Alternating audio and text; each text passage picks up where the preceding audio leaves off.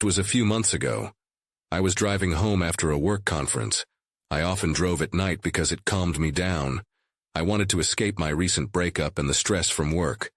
The highway was empty, lined with tall trees that leaned closer as I sped by.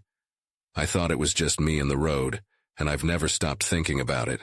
I had my favorite playlist cranked up as I navigated the winding bends. It was quiet, maybe too quiet. The longer I drove, the more I noticed how the darkness swallowed everything outside my headlights. It felt heavy, like it was pressing down on me. Then the radio started acting up. At first I thought it was just static, but then I caught bits of voices, faint and garbled, like they were trying to break through some barrier. Around midnight I thought I heard my name. My heart began to race, but it felt different, as if it was too odd for panic. I turned up the volume, hoping to understand the strange conversation, but it only got weirder. It sounded like two people were talking about accidents that happened on this very highway. My hands tightened on the wheel. I didn't like that they were talking about it like it was an everyday topic. I glanced in the rearview mirror and saw a car behind me. It was dark like the trees surrounding me. The headlights flickered once, then went out. A chill crept up my spine. I pressed on, trying to shake off the unease. But something strange happened. The same car passed me, its driver staring at me. I felt a strange intensity in their eyes that made my skin crawl. I thought maybe it was just a coincidence, but the same car appeared again and again, the driver locking eyes with me each time. It felt wrong. Why did it seem like they knew something I didn't? Each drive became more nerve-wracking than the last. The radio kept bringing up more disturbing stories, missing persons, strange sightings, and a growing list of eerie events tied to this road. I felt a pull like the highway wanted me to know more about these stories. I hated that idea but found myself driving this route more often. Then one night, it happened. I pulled over to the side to gather my thoughts. My heart raced as I stepped out. The night air felt heavy and stifling. I tried to shake off my paranoia. But when I turned back to my car, I saw the same driver standing there, staring. "Are you okay?" I called out. He didn't answer. Then in a voice that felt too low and too close, he asked, "Why are you with her?" My blood ran cold. I was about to shout for help, but when I turned back around, he was gone. Just the open road lay before me and the echo of my racing heart. I never did figure out what that night meant, but it haunts me still. I can't shake that question from my mind. Who was he talking about and who was her? The next day I decided to investigate. I needed answers about what that man had meant. I called the local police department, hoping for some clarity. When I got through, they sounded tired, as if they had answers but were reluctant to share. I asked about recent incidents on the highway. "Just the usual," the officer said. "Folks losing control, some missing persons reports. Nothing you need to worry about." I pressed him. "But what about the sightings, strange cars?" He paused, a long silence filling the line. "People see things at night. It happens. Just drive safely." That didn't help. It felt like a dismissal, and I could feel that weight pressing down again. I hung up and tried to shake off the sense of dread. Why was everyone so dismissive? Later that evening, I drove out to the highway again. I needed to face this fear. The sky was a deep navy, stars flickering in and out of sight, almost like they were warning me. As I drove, memories of that man's eyes haunted me. I took the same route, this time more deliberately, looking for anything that had changed. The darkness had a peculiar stillness, the trees standing like silent sentinels. My usual playlist played softly, but I found myself unable to focus on the lyrics. I felt something in the air, something electric. The road felt different, watching me as much as I was watching it. As I rounded a curve, I noticed something on the side of the road, a faded sign that I had missed before. It looked like an old advertisement peeling and half buried in the underbrush. I squinted, trying to make out the words. "Missing. Chloe Rivers. Last seen." My heart raced. I pulled over and jumped out, scanning the area. The photo of Chloe looked familiar. Had I seen it online? I pulled out my phone to search, but my signal was weak. I felt vulnerable standing there, alone.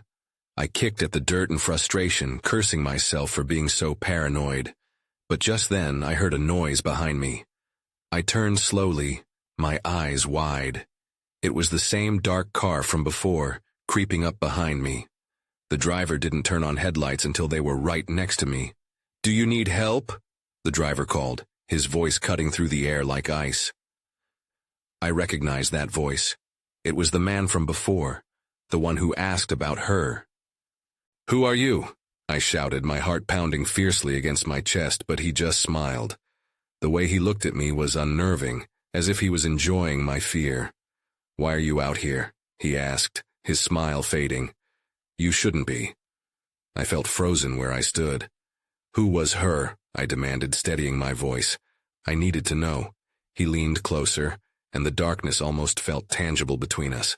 "Find Chloe. She'll tell you everything," he said before speeding off, leaving nothing but swirling dust behind him. That moment burned in my mind. Find Chloe.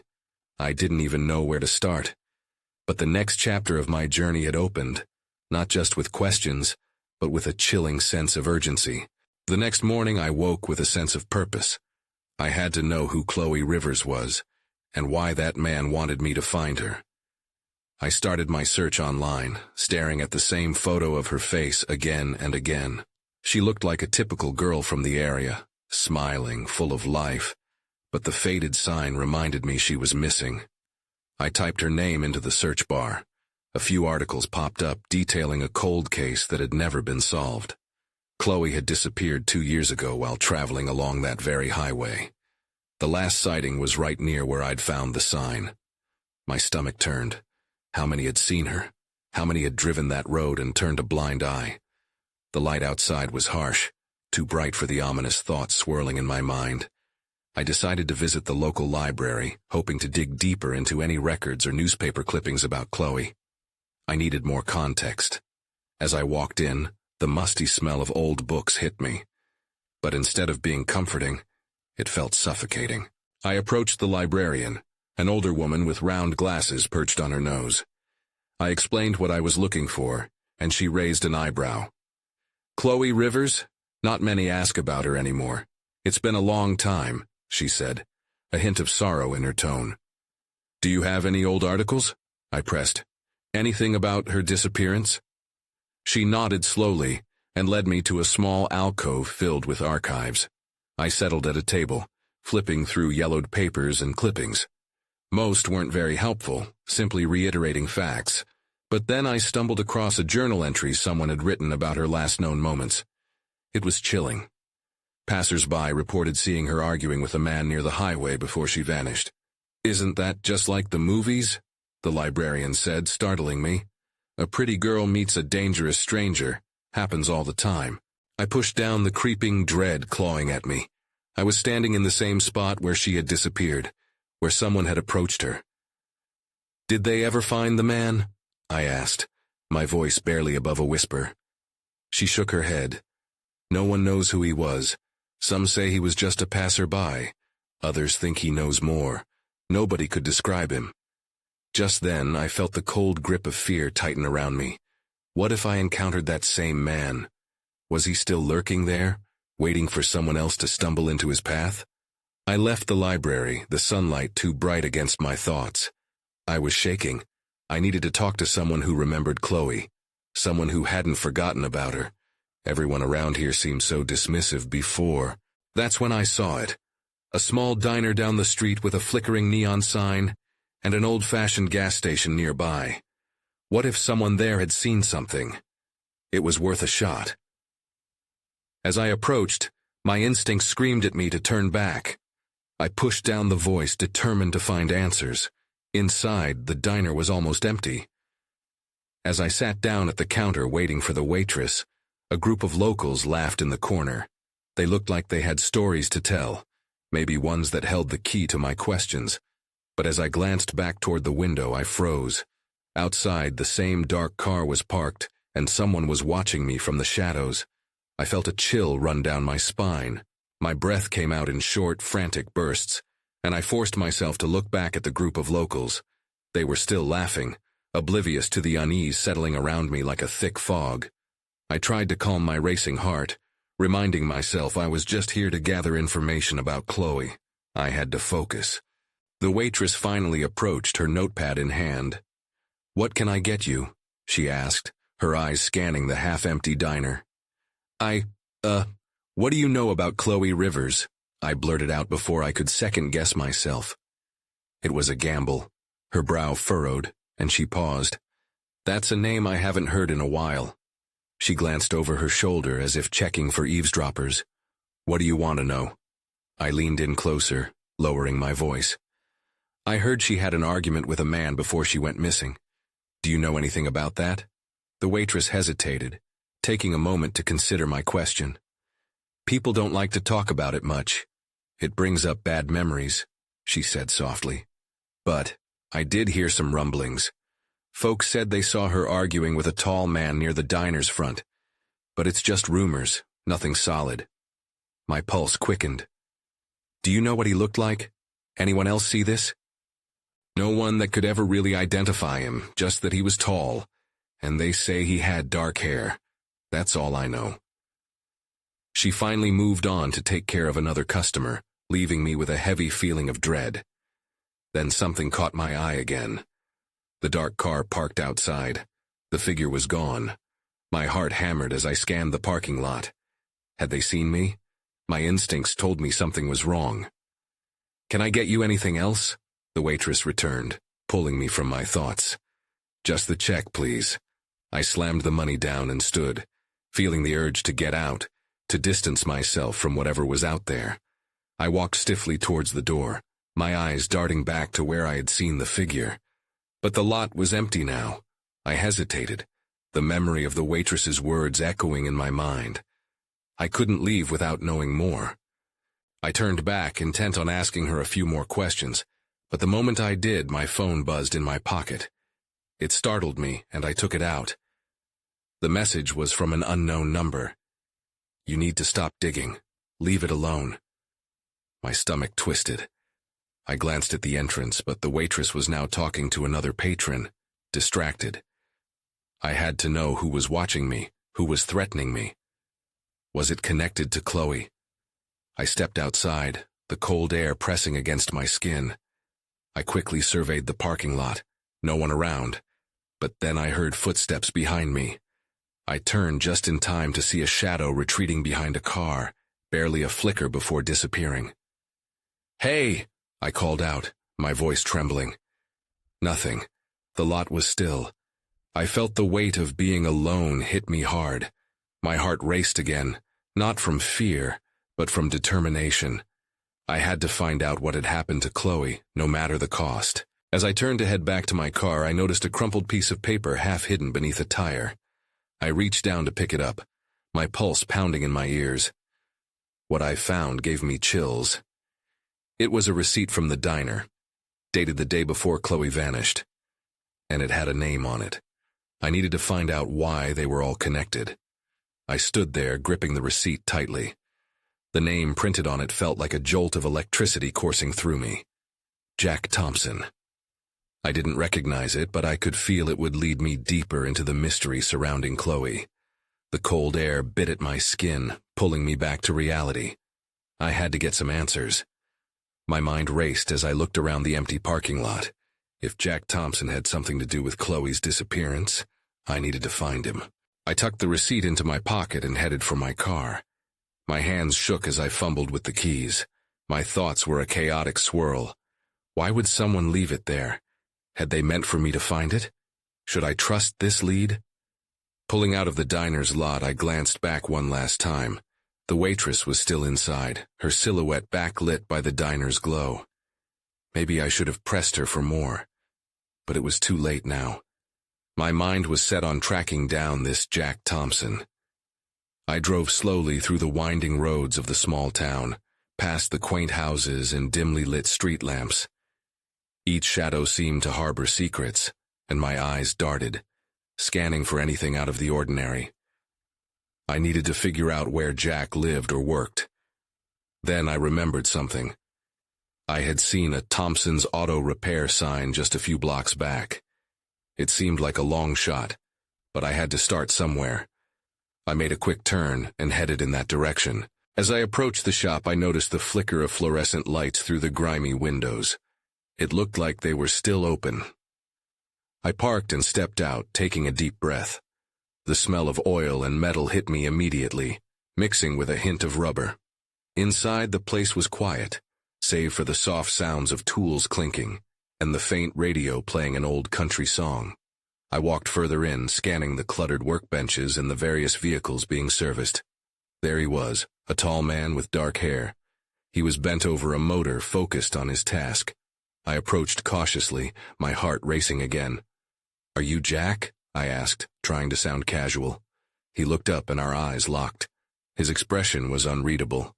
"Yeah, that's me. What do you need?" He wiped his hands on a rag and stepped toward me. "I heard you might know something about Chloe Rivers," I said, my voice steady but my insides twisted with uncertainty. His demeanor shifted immediately. "Chloe, I don't know what you're talking about." He backed away, his posture tense. I pressed on. "She was seen arguing with someone. I found a receipt tying you to her." I took a step closer, hoping to gauge his reaction. Jack's eyes narrowed, and I saw a flash of something, fear or anger, cross his face. "You don't want to go digging into this. Trust me. It's not what you think." Before I could respond, the sound of a loud crash erupted from the back of the shop. My heart dropped, adrenaline spiking as a figure emerged from the shadows. It was a woman, wild-haired and wide-eyed, stumbling forward. "Run! You need to run!" she yelled, and everything went dark. I felt a rush of panic. What was happening? Who was she? I stumbled back, taken aback by the chaos now unfolding around me. Then the lights flickered, and in that moment I realized I was more in danger than I ever anticipated. I could hardly breathe as I stared at the woman, waiting to find out what she knew. The woman's voice echoed in my ears, punctuating the tense silence that had settled like a thick fog in the auto shop. I took a step back, thoughts racing through my mind. "What do you mean, run?" I managed to stutter, glancing at Jack. He was now watching her with something other than fear, more like panic. "Please," she urged, her eyes darting nervously toward the back of the shop. "They're coming for you, both of you." "Who's coming?" I asked, my voice barely a whisper as a chill crawled down my spine. I felt the walls closing in, a sensation I hadn't experienced since this whole nightmare started with Chloe's disappearance. But before she could answer, Jack moved with a speed I hadn't expected. "Get out of here," he shouted at the woman. "I told you to stay hidden." Everything happened in a blur. The woman turned on her heel and bolted toward a side exit, but before she reached it, a loud bang reverberated through the room, a sound unmistakably like footsteps storming toward us. I felt my breath hitch in my throat. Then Jack's eyes met mine, and for the first time I saw something. Was it desperate determination? "You need to go," he said, his voice lower, urgent. "Now. I'll stall them." I was frozen, my feet glued to the ground. "What do you mean, stall?" I asked, panic choking my words. But Jack's focus had shifted. "Trust me, you can't stay here," he barked, his expression almost pleading. "Get out through the back exit, I'll cover for you." Before I could absorb his words, he turned back, making his way toward the noise. My heart pounded in my chest. The choice loomed before me like a dark chasm. Stay or flee. The sounds of muffled voices were now clearer, growing closer, accompanied by heavy footsteps. The woman's figure had just slipped out the door, her fate left hanging in the balance. I hesitated. What if she was leading me into a trap? Or maybe she was the key to finding Chloe, but Jack could be my only chance of escaping. I made a split-second decision and sprinted toward the back exit. My feet pounded against the ground, echoing in the sparse hallway as the din behind me intensified. My heart raced louder than my footsteps, drowning out any rational thoughts. I reached the door, flinging it open, and skidded into a narrow alley. Cold air struck me like a slap. I turned to glance back, catching a glimpse of Jack. His broad shoulders squared against whatever threat was approaching. Without knowing where to go, I bolted down the alleyway. I heard shouting and the sound of crashing metal behind me, but fear propelled me forward. I rounded a corner and skidded to a halt against a weathered brick wall, panting heavily. That's when I saw it. A crumpled piece of paper on the ground. I bent down, my heart still racing. As I unfolded it, the dim light from the street illuminated the handwriting. Find me at the old mill. The old mill? I knew it. An abandoned building not far from the edge of town. But what did it have to do with Chloe? And who wrote the note? Just as the questions began to pile up, the sound of footsteps echoed behind me. I turned quickly, adrenaline surging. Whoever it was, I had to make a choice. I had to decide, confront this person or keep running. The clock was ticking, and the pieces of the puzzle were just beginning to come together. I pressed my back against the cool brick wall, listening intently as the footsteps grew louder. My heart raced, thrumming against my ribcage like a trapped bird. The note still crumpled in my hand felt like a lifeline, and a weight all at once. Find me at the old mill. The words echoed in my mind, but I couldn't make sense of them amidst the chaos unfolding around me. The footsteps continued, heavy and purposeful. Whoever they were closing in fast. I instinctively ducked deeper into the shadow of the alley, my heart pounding louder with each passing moment. I had to decide. I could either confront whoever was coming or take my chances on the run. Suddenly, a figure emerged from the shadowy end of the alley, and my breath caught in my throat. It was a man, his silhouette outlined against the dimly lit street. I could see just enough of his face to tell he was not someone I wanted to tangle with. His sharp features were set in a grim expression, eyes scanning the darkness with pinpoint accuracy. I froze, weighing my options. Running would mean drawing more attention, but confronting him might be worse. I took a cautious step backward, hoping to slip around the corner and make my escape. "Hey!" he barked, his voice cutting through the air like a knife. "Stop right there!" Panic shot through my veins. I had no choice now. I turned on my heel and sprinted down the alley, the sound of his heavy footsteps chasing me. Behind me I could hear him shouting for someone else, and that made my chest tighten with fear. They were coming for me, just as the woman said, just as Jack had warned. As I raced through the shadows, I spotted a rusted gate half ajar at the end of a different alley. I darted toward it, heart thumping wildly. I pushed the gate open just enough to squeeze through and found myself in an overgrown yard cluttered with debris. There was no time to think. I took off across the yard, searching for a way to blend in with the surroundings. On the other side, I found a small, dimly lit path leading into a thicket of trees. I hesitated at the entrance, hearing muffled voices from outside the fence. The man must have called for reinforcements. Gripping the note tightly, I stepped into the darkness of the woods, hoping they didn't see which way I went. The dense trees enveloped me, the underbrush crunching beneath my feet as I moved forward. I was too focused on the path ahead to notice the cold seeping into my bones. I thought about the old mill. If I could get there without being caught, maybe I could find answers. I stumbled through the underbrush, heart racing. That's when I heard it. A crackling noise like a branch snapping. My breath caught in my throat as I whipped around to face the source of the sound.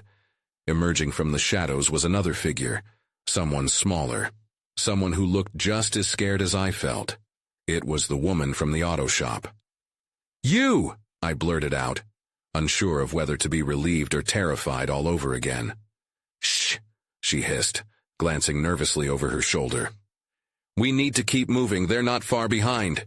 My next question died on my lips as she grabbed my arm, pulling me deeper into the woods. The thudding of my heart mingled with her urgent whispers. I didn't know where we were headed, but one thing was clear. I was no longer alone in this nightmare, and that both terrified and relieved me. As we wove through the trees, the weight of the note still lingered in my pocket.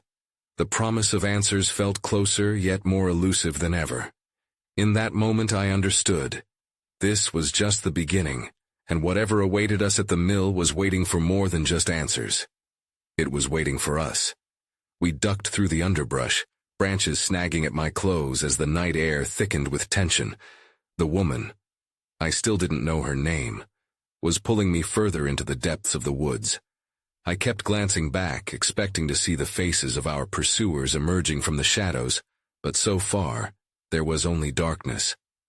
"Who are they?" I finally managed to whisper, trying to keep my voice steady despite the tremor in my hands. She paused, her expression clouded with fear. "I don't know, but they're looking for you. We need to hurry." Her urgency pushed me forward, and the sound of her breath matched my quickening pulse. "Do you have the note?" I nodded, pulling it from my pocket and holding it up for her to see. "It said to meet at the old mill. Do you know what that means?" Her eyes widened, and I could see the gears turning in her mind. "Yes, I do. But it's not safe to go there right now. They'll be watching." Before I could ask her what we should do instead, a blur of movement caught my eye. To my left, a figure emerged from behind a tree, and I felt my heart drop. Was it another one of them? The figure stepped closer, and I recognized him instantly. It was Jack, the desperate man who had warned me before. Relief washed over me, but it was quickly replaced by dread when I saw the panic in his eyes. "What are you doing here?" I asked, closing the distance between us. "I came to find you," he said, glancing nervously over his shoulder. "They're closer than you think. We need to move, now." The three of us stood huddled together, the tension thick in the air. I had so many questions. Why was Jack here? What did they want with me? My mind whirled with fear and confusion, but there was no time for answers. "Are we going to the mill?" I asked, desperate for clarity. Jack shook his head. "Not yet. We have to lose them first. If we can get to the old highway, we might find a way out." With that, we turned and sprinted through the trees, guided only by the faint glimmers of moonlight filtering through the leaves. We were moving as one, but I could feel our differences too. The fear in our steps, the uncertainty clouding our judgment. We might have been fugitives together, but we were still strangers. As we broke through the thicket, the sound of voices grew louder, echoing between the trees. They were getting closer. My pulse quickened, and I felt a surge of adrenaline. Just when I thought I might be able to find my footing, I tripped over a root and fell to the ground, skinning my hands on the rough earth. "Get up!" Jack shouted. I scrambled to my feet, panic rising inside me. But before I could regain my bearings, the thudding of footsteps filled the air again. "We have to go," the woman urged, reaching for my arm. I nodded, pushing fear aside. We turned to run again, but then I heard something that made my stomach drop. A shout, loud and cutting, echoing from behind us. "Stop right there!" My heart raced. I knew we had to keep moving, but instinct made me glance back one last time. That's when I saw it. The glint of something metallic in the moonlight. A weapon in someone's hand. Who were these people? I swallowed hard, the weight of the note in my pocket suddenly feeling heavier than ever. Whatever secret lay at the old mill was just out of reach, and the promise of answers now felt like a distant dream. We ran, desperation fueling our every step.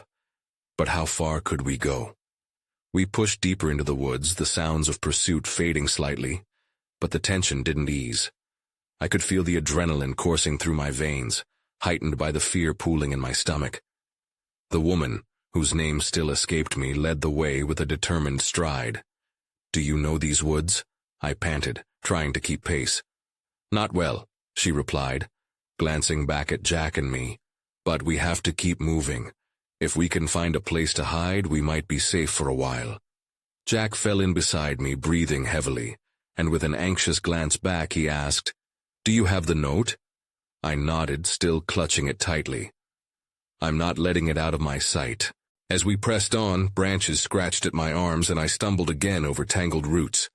My heart hammered in my chest. I was scared but also fueled by something else. Curiosity. Why was I being chased? What secrets were tied to that note? Suddenly the woman stopped and raised a hand, signaling for us to halt.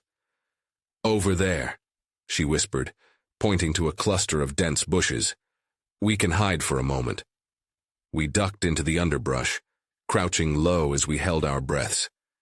I could feel the earth beneath me, damp and cold. We listened, ears straining for any sound.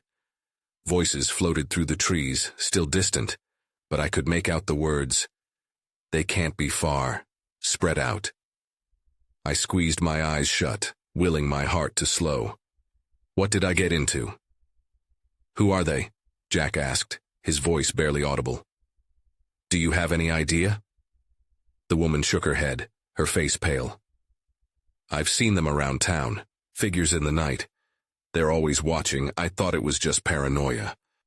The heavy, sobering reality hung in the air. I felt the note in my pocket again, the messages swirling in my mind. Before I could voice my thoughts, a sharp crack split the silence. A branch had broken, and it was followed by footsteps, swift and deliberate. My pulse quickened. They're coming closer. Without hesitation, the woman stood, pulling us both to our feet. We need to keep moving. We stumbled out from our hiding spot, adrenaline propelling us forward. The underbrush tangled around us, but this time I focused ahead. Just as we made it to a clearing, my foot caught on something, and I went down again. But as I fell, I glanced up and saw something that made my heart race more than fear. Look, I shouted, pointing to a distant glow. It flickered against the backdrop of trees, orange and yellow like firelight. There's a cabin. Do you think it's safe? Jack asked, hesitating. It's better than standing here, I replied, urgency rising in my chest. The woman nodded, determination set in her eyes. Let's get there, now! We bolted toward the light, each step seeming heavier than the last. Just as we reached the edge of the clearing, I felt the air shift, an odd tension zipping through the night. Then, without warning, the cabin's door creaked open, and a tall figure stepped out, silhouetted by the warm glow. I froze, caught in a mix of dread and hope. In that moment, time seemed to stand still. Who are you? The figure called out, a commanding voice breaking through the night. The question hung in the air, thick as fog. And in that moment I realized we might have led the danger right to us. The figure stepped further into the light, and my breath hitched. It was a woman, tall and imposing, her sharp features illuminated by the warm glow of the cabin's interior. I asked who you are, she repeated, and I could feel the weight of her scrutiny on us, demanding an answer. I glanced at Jack and the woman beside me, their faces mirroring my own uncertainty. I started, but words failed me, tangled in the mix of fear and desperation coursing through my veins. Please, the woman beside me spoke up, her voice steady despite the tremor in her hands. We're just looking for safety. There are people after us. The figure paused, studying us with narrowed eyes. Her expression softened slightly. You shouldn't be out here at night, especially not with those men looking for you. How do you know? Jack asked, his voice tight. She opened the cabin door wider, revealing the flickering firelight behind her. Because they've been searching for anyone who asks too many questions, especially about Chloe Rivers, she added, stepping aside as she gestured for us to enter. As we crossed the threshold, the tension momentarily waned. The interior was rustic, a small wooden table, a couple of mismatched chairs, and a fire that crackled in the corner, casting flickering shadows across the walls. But even here, the fear gnawed at me. It was too quiet, too perfect for the chaos outside. Sit, the woman commanded, her demeanor shifting. You're safe for now, but I can't promise how long that'll last. She moved to the stove and poured steaming coffee into mismatched mugs. Please, I said, unable to contain my nerves. We need to know why they're after us. Why are they interested in Chloe? Chloe was special, she replied, her gaze drifting toward the flame. Things people don't understand happen on that highway. And her disappearance, it's part of something much larger. Larger? Jack echoed, his brow furrowing. What are you talking about? She turned back to face us, her eyes glistening with the hard truth. Chloe had a gift. People said she could see things, understand things we can't, but it made her a target. And now, she continued, her voice low, they want to keep it all quiet. That's why you're in danger now. You're asking questions you shouldn't be. The weight of her words settled heavily in the air. My mind raced. But I found this note, I said, pulling it from my pocket. It said to meet at the old mill. Does that mean something to you? Her eyes widened in recognition, and she leaned in closer. The mill is where all this started, It's where they keep secrets. If you're brave enough to go, you might find the answers you seek. Just then, the loud pounding of footsteps sounded outside, echoing in the stillness of the cabin. The tall woman's demeanor shifted again, her expression darkening. We don't have much time. If they catch you here... Where do we go? I asked, heart racing. I didn't want to sit idle while danger loomed just outside. Follow me, she instructed, moving swiftly toward a trapdoor in the floor. We'll get you to safety for now, but you will need to face the truth sooner or later. I looked at Jack and the woman beside me. We nodded in silent agreement. This was not over. As we descended into the dim tunnel, my heart raced again, a mix of fear and anticipation, the air thick with uncertainty and unanswered questions, but I knew in my gut that I wouldn't stop digging. The tunnel widened into a passageway lit by faint flickering lights embedded in the earth. The woman navigated it with ease, her movements fluid despite the darkness. "Do you trust me?" she asked as we walked, her eyes meeting mine. "Not yet," I replied honestly, and she nodded, a flicker of recognition acknowledging our precarious alliance. "You don't need to trust me," she said, her voice echoing softly in the tunnel. "You just need to survive long enough to find Chloe." As we forged ahead, the shadows of our past haunted us. The questions loomed. What had happened to Chloe? Why were we drawn into this? And was the truth down this path or simply more darkness? With each step I could feel it building. Whatever lay at the end of this journey would change everything, whether we were ready or not. I will face what's waiting for me at the mill, but for now I just needed to keep moving forward. Whatever answers awaited us, I was ready to confront them. I had to be.